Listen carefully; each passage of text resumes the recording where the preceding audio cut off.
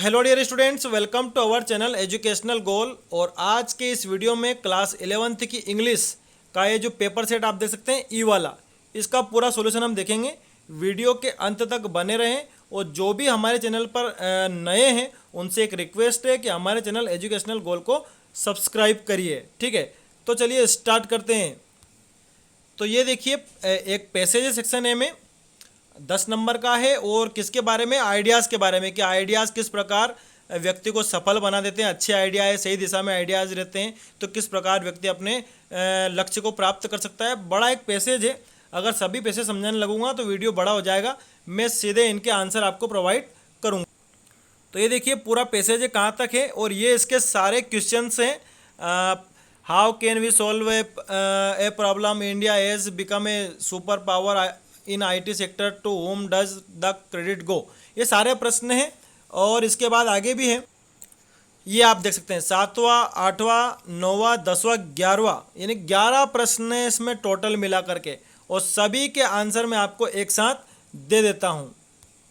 तो ये देखिए सारे आंसर, ये पहला आंसर, ये दूसरा आंसर, ये तीसरा। ठीक है, सभी मैंने छांट के उसी में से बनाए हैं। ठीक है, आपको चिंता करने की कोई ज़रूरत नहीं है, सभी सही है। ये चौथा है, ये 5वां केवल एक शब्द में पूछा था। ठीक है, ये 6ठा प्रश्न, इसका आंसर। ठीक है, उसके बाद ये 7वें का कि कितनी कैटेगरी में नोबेल प्राइज़ मिलता है, वो सारी बातें यहाँ लिख दिए। उसके बाद ये कुछ एक एक शब्द के पूछे थे कि कौन सा अलग है। ठीक है, किसका मतलब मैग्निफिसेंट होता है, और ये फॉर्चुनेट, और ये आंसर 11वां आप देख सकते हैं एक्सेप्ट। तो ये डेक्लाइन का अपोजिट पूछा है 11वां वाले प्रश्न में। ठीक है, तो सारे आंसर मैंने बता दिए, आप बढ़िया इनको अच्छे से अपनी कॉपी में लिख लें। ठीक है, अब अगले पैसेज को हम देखते हैं। देखिए अगला पैसेज है साक्षरता के ऊपर, मतलब साक्षरता कैसे महिलाओं में पुरुषों में बढ़ी भारत देश में। ठीक है, और ये उसका एक स्टेटिस्टिक यहाँ पर दे दिया है कि कौन से सन में पुरुष में कितने लोग साक्षर थे, उनका प्रतिशत, और महिलाएं कितने प्रतिशत साक्षर थी, और जो जेंडर गैप लिटरेसी में था वो कितना था। ठीक है, तो ये आप देख सकते हैं पूरा एक स्टेटिस्टिक्स है और इसी पर सारे प्रश्न इस पैसेज से पूछे गए हैं। यानी कि सारे उत्तर आपको उस तालिका से ही मिल जाएंगे जितने जिसे मैं आपको पहला प्रश्न दिखाता हूँ इसमें कि what was the mail literacy rate in the year 1987, कि 1987 में पुरुष में साक्षरता का प्रतिशत या दर वो कितनी थी। ठीक है, फिर अगले में पूछा है कि 1999 में महिला साक्षरता की दर कितनी थी। तो इन सारे के आंसर मैं एक साथ आपको बता देता हूँ। ये देखिए सारे आंसर है कि कौन से सन में कितनी महिला साक्षरता पुरुष साक्षरता दर थी। ठीक है, जैसा प्रश्न है वैसे आंसर मैंने दे दिया, बिल्कुल सही ये आंसर है। अगर एक आध कोई सा आपको थोड़ा सा अलग लग रहा है तो आप तालिका से मिला लेना। ठीक है, बाकी सारे सेम है, ये जो गलत है तो गलत है। इसी 5 के बाद ये 6ठा, 7वां, 8वां, 9वां। ठीक है, 9 प्रश्न उसमें थे, 9 के आंसर मैंने आपको यहाँ पर दे दिए हैं। आखिरी वाले में आप देख रहे हैं डिक्रीजिंग, तो ये जेंडर गैप पूछ रहे हैं कि भाई वो महिला व पुरुष साक्षरता में जो गैप है साक्षरता में वो घट रहा है कि बढ़ रहा है, तो घट रहा है, तो हमने डिक्रीजिंग लिखा। ठीक है, अब आगे हम बढ़ते हैं। अब ये देखिए डिजास्टर मैनेजमेंट के ऊपर एक पैसेज आया है आपको। आपदा प्रबंधन, आप सभी जानते हैं कि आपदा जब आती है तो उसका एक प्रबंधन पहले से तैयार करना पड़ता है कि भाई कैसे जान और माल की रक्षा की जाए। ठीक है, तो ये पूरा पैसेज है, इसका एक नोट मेकिंग बनाना है। इसमें कोविड-19 की बात भी आई है। ठीक है, और इसमें यह भी आया है कि आपदाएं 2 प्रकार की होती है, मानव निर्मित और प्राकृतिक। ठीक है, और एक फिर एक एग्जाम्पल भी आया है कि जो भूकंप होता है, बाढ़ है, ज्वालामुखी, ये सब प्राकृतिक आपदाएं हैं। बम का गिराना, गैस लीकेज हो जाना, आग लग जाना, युद्ध, ये सभी मानवीकृत आपदाएं हैं। ठीक है, फिर एग्जाम्पल बताया है कि जो अपने भारत और बांग्लादेश के तटों पर जो तूफान आता है उस तूफान का नाम भी बताया अम्फान तूफान, उसमें कैसे प्रबंधन किया, कैसे लोगों को रोजगार देने की कोशिश की गई, एक आम नागरिक की क्या जिम्मेदारी है, सारी बातें इस पैसेज में है। अब इसका नोट मेकिंग मैं आपको दिखाता हूँ। तो ये देखिए पूरा नोट मेकिंग मैंने यहाँ बना दिया है। एक टाइटल लिया है डिजास्टर मैनेजमेंट, फिर उसके पॉइंट है, ये हेडिंग है, सॉरी ये पहली हेडिंग, दूसरी हेडिंग, तीसरी हेडिंग, और भी है क्योंकि पैसेज बड़ा है, चौथी हेडिंग, 5वीं हेडिंग। फिर इन हेडिंग में आप जगह जगह पर ऐसे शब्द भी देखेंगे जो मैंने शॉर्ट में लिख रहे हैं, जैसे ये लिख रखा है। ठीक है, ये लिख रखा है, ये लिख रखा है, ये लिख रखा है। तो ये क्या सब हमने एब्रीवेशन बनाए, तो एब्रीवेशन हमने यहाँ लिख दिए कौन कौन से बनाए हैं। फिर आप देख रहे हो समरी में मैंने कुछ नहीं लिखा, क्योंकि समरी आपको बनानी है। कितने शब्दों में बना दोगे आप? मेरे हिसाब से 7 या 8 लाइन की इसकी समरी बना देना। आपके हिसाब से पैसेज में से लाइनें छांट छांट कर लिख देना, एक शुरू की लिख देना, एक लास्ट की जरूर लिखना है, ठीक है। तो ये पूरा आपका मैंने नोट मेकिंग समझा दिया है। ऐसा मुझे लगता है किसी ने भी नहीं समझाया होगा। इसी बात पर एक लाइक ज़रूर मारना इस वीडियो पर, ठीक है। ये देखिए एब्रिविएशन पूरा जो नोट मेकिंग है मैंने आपको 2 बार बता दिया है। अब आगे देखते हैं हम।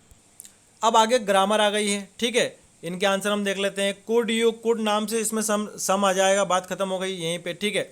उसके बाद you don't need to go to market, तुम्हें बाजार जाने की ज़रूरत नहीं है दूध लेने के लिए, क्योंकि थोड़ा फ्रिज में दूध रखा हुआ है। थोड़ा मतलब कि ए लिटिल, तो इसमें आ जाएगा ए लिटिल आ जाएगा, ठीक है। उसके बाद how will you complete your work, तुम तुम्हारा काम कैसे कंप्लीट करोगे फ्राइडे के पहले, क्योंकि तुमने तभी स्टार्ट ही नहीं किया। यू हैव नॉट तो स्टार्टेड, क्या आ जाएगा इसमें? स्टार्टेड आ जाएगा, ठीक है। आगे देखते हैं। अब आगे देखिए इसमें इट हैज़ बीन, थोड़ा सा इसको नीचे करता हूँ मैं।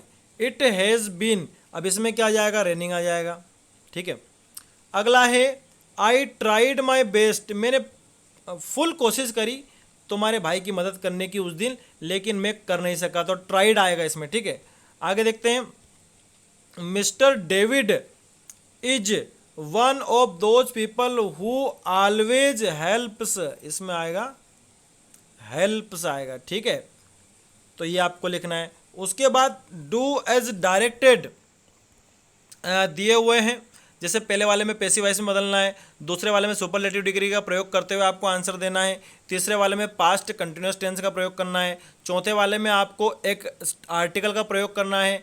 तो ये तो इसमें दा ही जाएगा जैसे। उसके बाद पांचवें वाले को आपको जिरन से इसको रीराइट करना है सेंटेंस को। अभी इसमें इन्फिनेटिव है, इन्फिनेटिव मतलब कि वर्ब के सामने टू, ये आप देख सकते हैं। जिरन मतलब कि वर्ब में आईएनजी। और उसके बाद इस वाले में आपको करेक्ट करना है इस सेंटेंस को, इसमें आपको पंचुएशन भी करना है। तो इन सभी के आंसर मैं आपको एक साथ दे देता हूँ। तो देखिए ये सारे तो रिक्त स्थान के आंसर है, फिल इन द ब्लैंक्स के, ठीक है। उसके बाद ये जो आंसर मैं नीचे बता रहा हूँ, ये वाले सारे, ये my life was saved by you, Vivekananda was the greatest saint of modern India, ठीक है। You were doing your duty, और इसमें दा लगाया जो भी मैंने आपको बताया था। Laughing at others is not easy, ये जिरन से बना दिया। विलियम शेक्सपियर वाले में यहाँ कामा आ जाएगा, ठीक है। उसके बाद ये रोमियो जूलियट आपको कैपिटल लिखना चाहिए, और यहाँ ओन लिखा है उसमें आपको इन करना चाहिए, ठीक है। तो इतने सारे सुधार करने थे। तो ये आंसर मैंने आपको सीधे तौर पर दे दिए हैं, देख लेना कोई सा थोड़ा बहुत इधर उधर हो गया हो तो। वैसे मैंने मिला लिए बिल्कुल सारे सही हैं, ठीक है। अब हम आगे बढ़ते हैं अगले क्वेश्चन की ओर हमारे, ठीक है। ये आपने लिख लिए होंगे मेरे हिसाब से, इसके साथ ले लेना। अब ये आ गया हमारा लिटरेचर सेक्शन है, ठीक है। तो देखिए ये जो पोयम है ये फोटोग्राफ से ली गई है, और इसके क्वेश्चन आंसर पूछे हैं, तो मैं आपको सीधे दिखाता हूँ क्वेश्चन आंसर। ये ऑब्जेक्टिव से पूछे हैं इसके। तो पहला है who was not present there at the beach, कि उस बीच पर, समुद्री तट पर कौन मौजूद नहीं था।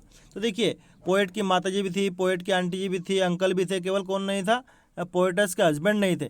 तो ये आएगा इसमें उत्तर, ठीक है। मैं फिर से लगा देता हूँ इस पर कि ये लिखना है आपको, क्योंकि पोएट तो थी नहीं उस समय, तो उसके हस्बैंड कहाँ से आ गए, ठीक है।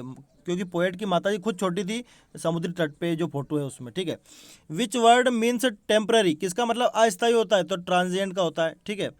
अगला है what was the age of the poets when the photograph was taken, कि कवियत्री की उम्र कितनी थी जब फोटो लिया गया? कवियत्री तो थी नहीं, तो हम लिखेंगे नन ऑफ दिस, ठीक है। अब ये इसके हाथों में दिया है, तो ये तो आप करोगे नहीं, मैंने ऊपर वाला समझा दिया, इसलिए मैं इसमें टाइम नहीं खराब कर रहा हूँ, आगे बढ़ रहा हूँ। अब ये आगे एक पैसेज दिया है, क्वेश्चन नंबर 7 आप देख सकते हैं। और ये जो पैसेज है ये हमारे कॉन्स्टेलेशन से द एलिंग प्लैनेट्स है, ठीक है। अब इसके आधार पर इसके क्वेश्चन आंसर पूछे हैं। जैसे पहला है कि हमें हमारे संविधान ने कौन कौन से अधिकार दिए हैं, इंश्योर करता है, तो ऑल ऑफ दीज आ जाएगा इसमें, ठीक है। अब अगला प्रश्न देखते हैं इसका। अगला प्रश्न अगले पेज पर है, what is India losing rapidly, कि भारत धीरे धीरे क्या खोता जा रहा है? वैसे इसमें फॉरेस्ट ही आएगा, ठीक है। और मैं इसको चेक कर लेता हूँ एक बार। हाँ, तो सही आंसर है। अगला देखते हैं, pick out a word from the passage which means reduction in number, की संख्या में घटना, इसको क्या बोलते हैं? इसको बोलते हैं डिप्लेशन। ठीक है, क्या बोलते हैं? डिप्लेशन बोलते हैं। अब आगे देखते हैं और क्या है। देखिए फिर अथवा में पूछा है दादी का ये लेसन है हमारा जो the portrait of A lady, इसी से ये प्रश्न पूछे हैं। ठीक है, मैं देखता हूँ।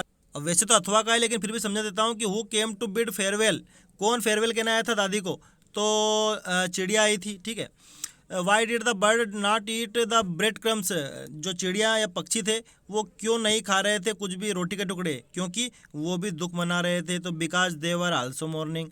ठीक है, और आगे देखते हैं which word in the passage means dead body. Dead body किसका मतलब होता है? कॉप्स का मतलब होता है। कॉप्स मतलब लाश। ठीक है, अब आगे देखते हैं आगे क्या है। देखिए नाम पूछा है उस जहाज का जो कहानीकर्ता ने जिससे यात्रा करी थी, उसका नाम था वेव वॉकर। ठीक है, अगर आपने लेसन पढ़ा हो तो। आगे देखते हैं। अब अगला प्रश्न पूछा है कि who is the main character of the lesson the portrait of A lady. Portrait of A lady में मेन कैरेक्टर कौन है? लेखक की दादी है ना, तो ये आ जाएगा इसमें। ठीक है, फिर आगे देखते हैं। अगला प्रश्न हमारा क्या है कि who is the poet poets of the poem a photograph. Photograph poem की पोएट पोएटस कौन है? शर्ली टॉल्सन है, आपने लेसन पढ़ा होगा। ठीक है, आगे देखते हैं हम। In the poem the laburnum top what is described by the adjective sleek. Sleek, sleek किसके लिए आया है? लिजार्ड के लिए आया है। वो लेसन पढ़ना, आपको लिजार्ड दिख जाएगा वहाँ पे। स्लिक एज ए लिजार्ड, ऐसी लाइन आएगी।